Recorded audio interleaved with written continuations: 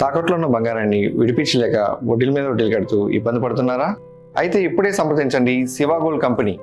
మీ నమ్మకానికి మా హామీ శివ గోల్డ్ కంపెనీ.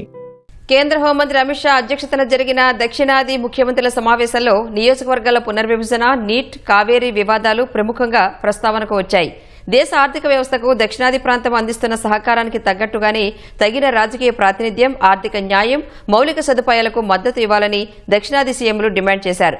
జాతీయ విధాన రూపకల్పనలో తమకు మరింత ప్రాధాన్యం దక్కాలని వాదించారు. కేంద్ర హోంమంత్రి అమిత్ షా అధ్యక్షతన తమిళనాడులోని మహాబలిపురంలో జరిగిన దక్షిణ ప్రాంతీయ మండలి సమావేశంలో దక్షిణాది రాష్ట్రాల ముఖ్యమంత్రులు కీలక అంశాలను ప్రస్తావించారు. నియోజకవర్గాల పునర్విభజన, దక్షిణాది రాష్ట్రాల రాజకీయ ప్రాతినిధ్య రక్షణ, నీట్ పరీక్ష, కావేరీ జలాల పంపిణీ, ఆర్థిక స్వయం ప్రతిపత్తి వంటి ప్రధాన అంశాలపై విస్తృతంగా చర్చించారు. సమావేశానికి ఆంధ్రప్రదేశ్, తెలంగాణ, తమిళనాడు, కర్ణాటక, కేరళ, పుదుచ్చేరి ప్రతినిధులు హాజరయ్యారు. ఆంధ్రప్రదేశ్ ముఖ్యమంత్రి చంద్రబాబు, తెలంగాణ ఉప ముఖ్యమంత్రి భట్టి విక్రమార్క, తమిళనాడు సీఎం విజయ్, కర్ణాటక ముఖ్యమంత్రి శివకుమార్, కేరళ సీఎం వీడి సతీశన్తో పాటు ఆయా రాష్ట్రాల ఉన్నతాధికారులు సైతం సమావేశంలో పాల్గొన్నారు. రాష్ట్రాలు, కేంద్ర రాష్ట్రాల మధ్య ఉన్న సమస్యలు, వివాదాల పరిష్కారంపై చర్చించారు.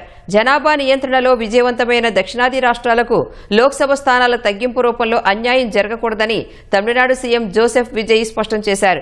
డీలిమిటేషన్ కారణంగా దక్షిణాది ప్రాతినిధ్యం తగ్గకుండా కేంద్రం చట్టబద్దమైన హామీ ఇవ్వాలన్నారు. నీట్ పరీక్ష నుంచి తమిళనాడుకు మినహాయింపు ఇవ్వాలని, +2 మార్కుల ఆధారంగానే మెడికల్ అడ్మిషన్లు జరగాలని కోరారు.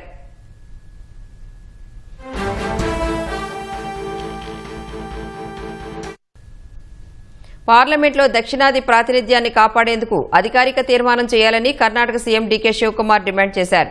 1971 జనాభా లెక్కల ఆధారంగానే మరో 25 ఏళ్ల పాటు 543 లోక్సభ స్థానాలను కొనసాగించాలని కోరారు. పన్నుల వాటాలో 15వ ఆర్థిక సంఘం సిఫార్సుల వల్ల కర్ణాటకకు జరిగిన 65,000 కోట్ల నష్టాన్ని భర్తీ చేయాలన్నారు.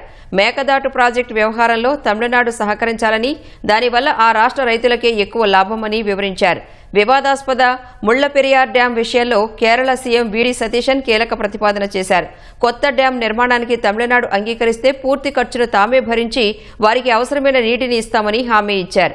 జాతీయ ఆరోగ్య పథకం అమలులో రాష్ట్రంపై 90% ఆర్థిక భారం పడుతోందని ఆందోళన వ్యక్తం చేశారు. తీర ప్రాంత కోతను రాష్ట్ర విపత్తుగా గుర్తించాలని కోరారు. అటవీ మార్గాల్లో రాత్రిపూట ట్రాఫిక్ ఆంక్షలను శాస్త్రీయంగా సవరించాలని సూచించారు.